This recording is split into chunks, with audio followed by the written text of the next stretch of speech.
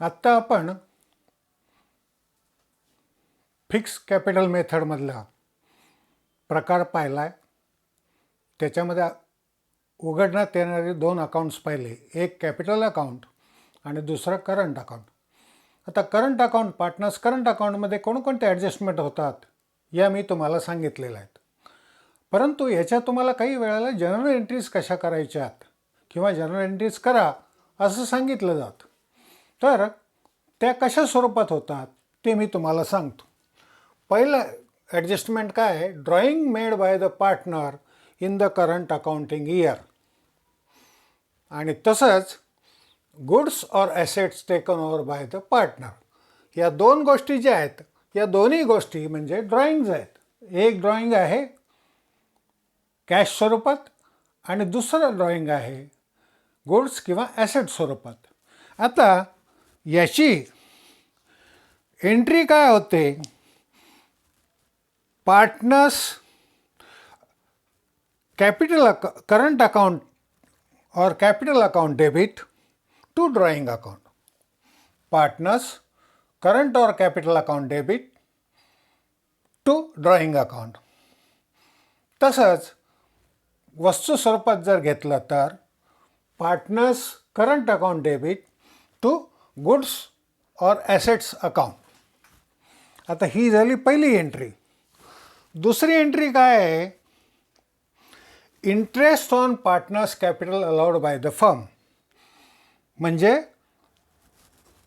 फर्मकडून कॅपिटलवर जर व्याज दिलं गेलं तर त्याची एंट्री होते interest on capital account debit to partners capital or current account. मग इथं एंट्री काय होणार, बाय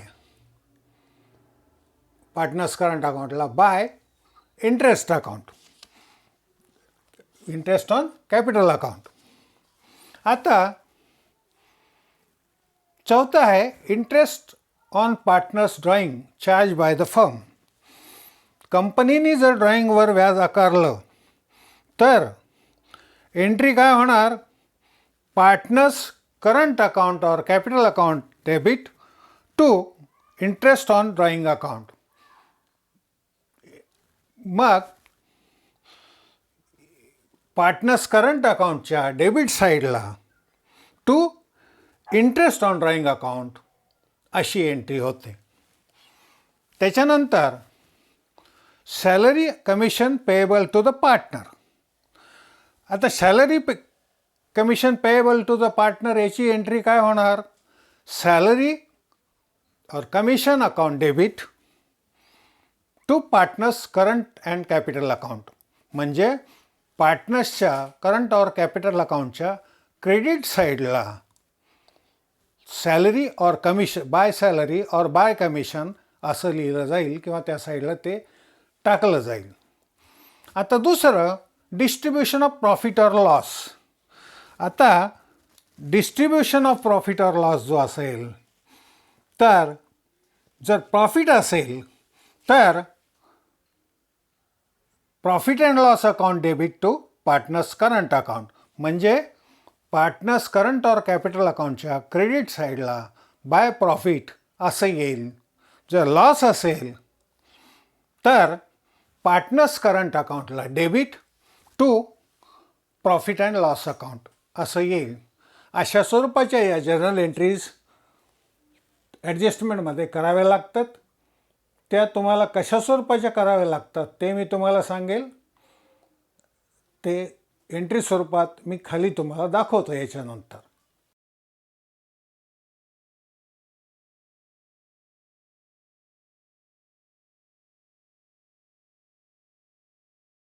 आत्ता पाहिलं की फिक्स्ड कॅपिटल मेथडमध्ये ज्या वेळेला करंट अकाउंट उघडलं जातं तर त्या करंट अकाउंट्समध्ये ज्या ॲडजस्टमेंट होतात त्या पार्टनर्स करंट अकाउंटमध्ये कशा करायच्या या आपण आता समजून घेऊया. आता पार्टनर्स करंट अकाउंटमध्ये ज्या ॲडजस्टमेंट होतात त्या कोणकोणत्या आणि त्याची जनरल एंट्री कशी ही आपण प्राथमिकता समजून घेऊया. तर पहिल्यांदा interest allowed on partners capital, म्हणजे पार्टनर्स कॅपिटलवर जर आपण काही इंटरेस्ट द्यायचं ठरवलं असेल तर त्याची एंट्री पार्टनर्स करंट अकाउंटमध्ये कशी होते.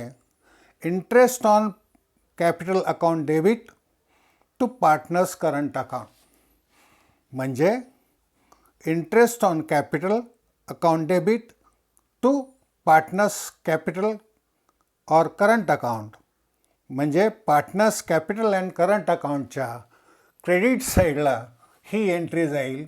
ही एंट्री येईल बाय इंटरेस्ट ऑन कॅपिटल. आता त्याचा दुसरा इफेक्ट हा प्रॉफिट अँड लॉसला देखील होतो, तो मी नंतर सांगेल. आता दुसरी ॲडजस्टमेंट काय, सॅलरी और कमिशन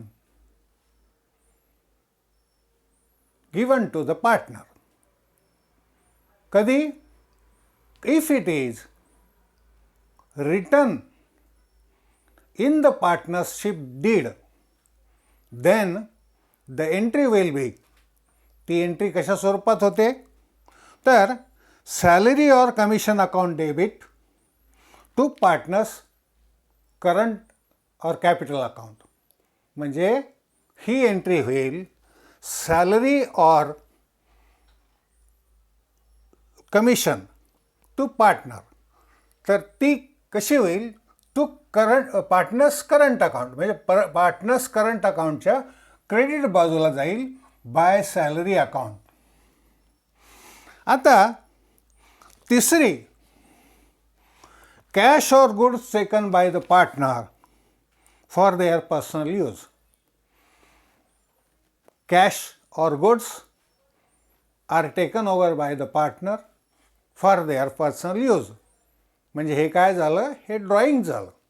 आता याची एंट्री कशी होते, पार्टनर्स करंट अकाउंट और capital account debit to drawing account, म्हणजे पार्टनर्स करंट अकाउंटला डेबिटला जाईल टू ड्रॉइंग अकाउंट.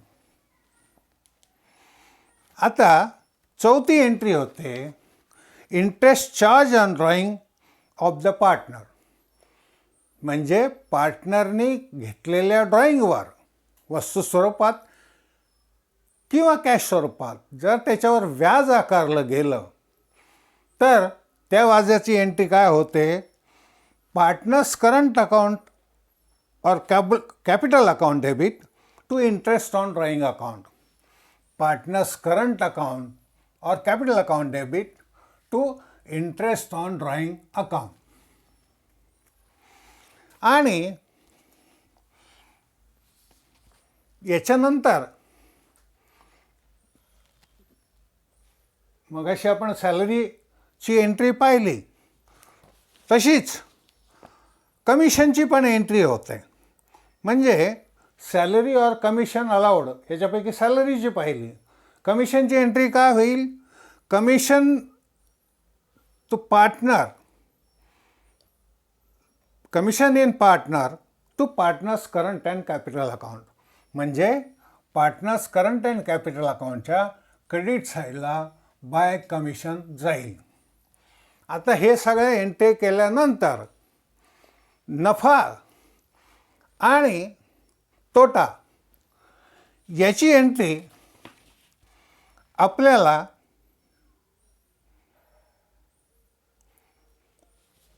करायची आहे किंवा करावी लागते.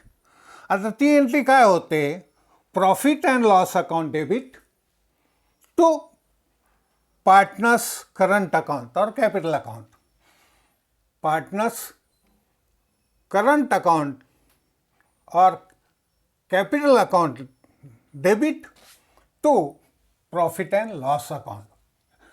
याला डेबिट कधी पडतं, ज्या वेळेला नुकसान होतं त्या नुकसान हे डेबिट साईडला पडतं.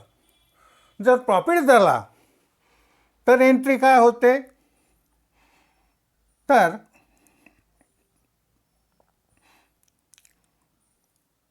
Profit and loss account debit to partners current and capital account. Partners current and capital अकाउंटच्या क्रेडिट साईडला by profit and loss account जातं. ज्या वेळेला प्रॉफिट होतो त्यावेळेला पार्टनर्स करंट अकाउंटच्या क्रेडिट साईडला तो लिहिला जातो. आता हे सगळं झाल्यानंतर पार्टनर्स करंट अकाउंटला डेबिट बॅलन्स आता आपण पाहिलं काल की पार्टनर्स करंट अकाउंटला हा डेबिट किंवा क्रेडिट बॅलन्स येऊ शकतो. जर पार्टनर्स करंट अकाउंटला क्रेडिट बॅलन्स आला तर त्याची एंट्री होते टू बॅलन्स कॅरीड डाऊन. म्हणजे क्रेडिट बॅलन्स हा पुढं घेतला जातो आणि पुढं ज्या वेळेला घेतला जातो पुढच्या वर्षी त्याला म्हणतात बाय बॅलन्स बॉट डाऊन. आता हा बॅलन्स जो आहे हा पार्टनर्स करंट अकाउंटलाच जातो पुढच्या वर्षीचा जर केला तर. आणि जर तुम्हाला पार्टनर्स करंट अकाउंटला जर डेबिट बॅलन्स आला तर तो बाय बॅलन्स कॅरीड डाऊन म्हणून पार्टनर्स कॅपिटल करंट अकाउंटला घेतला जातो आणि तो पुढच्या वर्षी टू बॅलन्स बॉट डाऊन म्हणून घेतला जातो. आलं लक्षात? हे झालं पार्टनर्स करंट अकाउंट. त्याच्यामध्ये होणारे ॲडजस्टमेंट तुम्ही पाहिल्या. आता ह्या ॲडजस्टमेंट ज्या वेळेला होतात या ॲडजस्टमेंटचा दुसरा इफेक्ट प्रॉफिट अँड लॉस अकाउंटवरही होतो, तो आपण समजून घेऊया.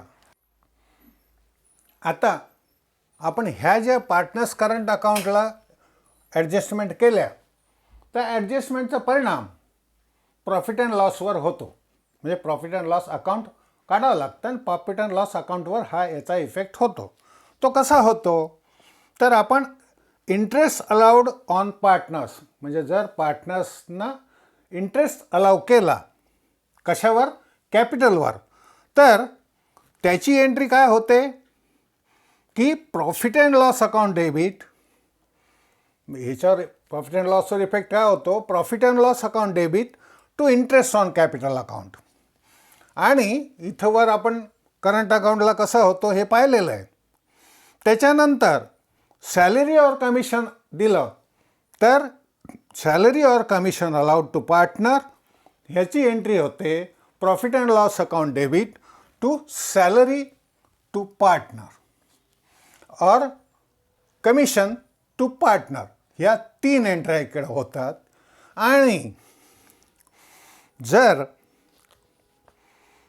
इंटरेस्ट चार्ज ऑन ड्रॉईंग म्हणजे काय झालं, हे तुम्हाला उत्पन्न मिळालं मग ते कुठं जातं आहे, प्रॉफिट अँड लॉसच्या क्रेडिट साईडला bye interest on drawing. He amount येते इथे.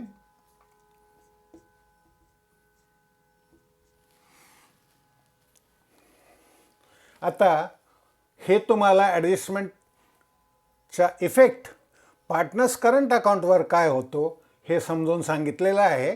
परंतु त्याच्या अगोदर मला सांगायला पाहिजे होतं किंवा आत्ता मी सांगतो तुम्हाला की पार्टनर्स करंट अकाउंट ज्या वेळेला तुम्ही उघडतात त्यावेळेला त्याचा प्रोफॉर्मा हा असा असतो. तो कसा असतो, पहिल्या बाजूला म्हणजे राईट हँड साईडला डेबिट आणि लेफ्ट हँड साईडला क्रेडिट.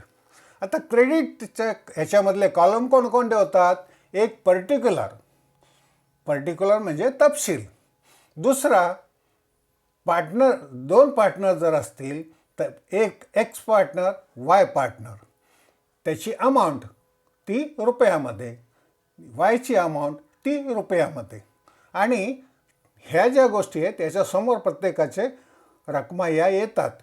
आता ह्या ज्या रकमा येतात ह्या त्यांच्या हिश्शाप्रमाणे येतात किंवा एंट्रीमध्ये जसा उल्लेख केलेला असतो त्याप्रमाणे येतात.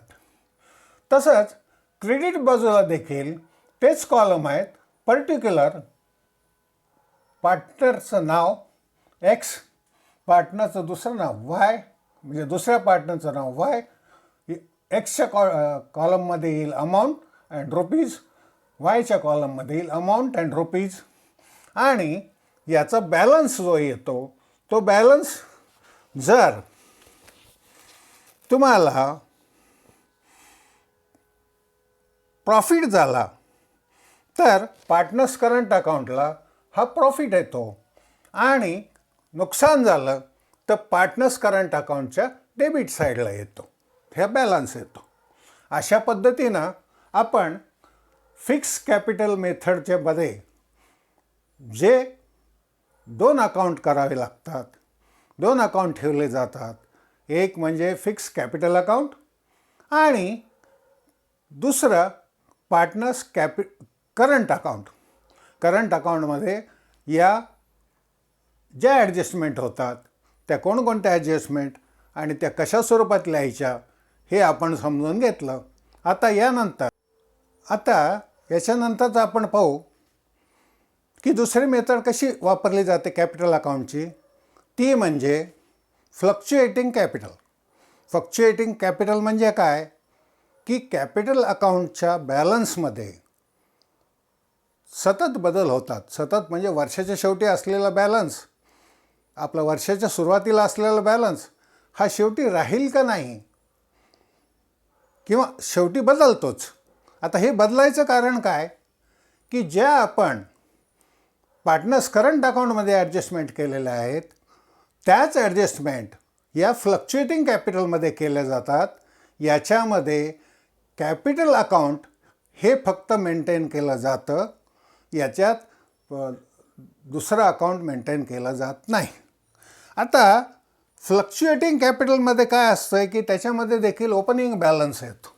इथं आहे ओपनिंग बॅलन्स, क्रेडिटही येतो, डेबिटही येतो. आपलं डेबिटही येतो, क्रेडिटही येतो. त्याच्यानंतर additional in partners in cash or in kind. तर याच्यामध्ये एक गोष्ट वाढते की याच्यामध्ये कॅपिटल जे असतं ते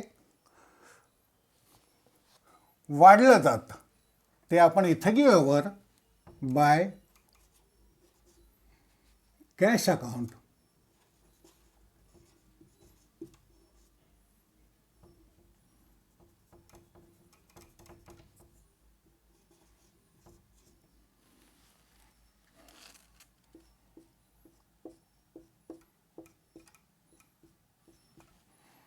और गुड्स अकाउंट.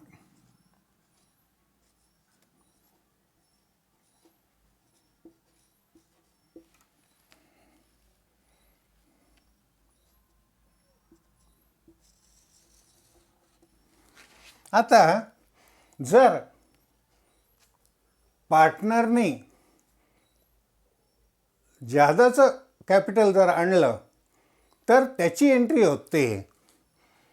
त्याची एंट्री आपण जी होते ती येते पार्टनर्स कॅपिटल अकाउंटच्या क्रेडिट साईडला बाय कॅश ऑर गुड्स.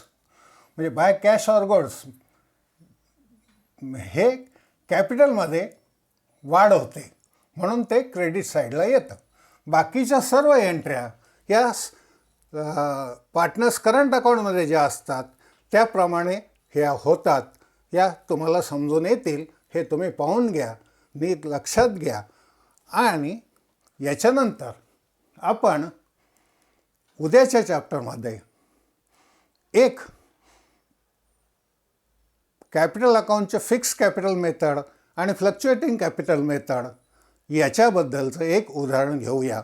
म्हणजे याच्यामुळं तुम्हाला ते जास्त खुलासेवार समजेल.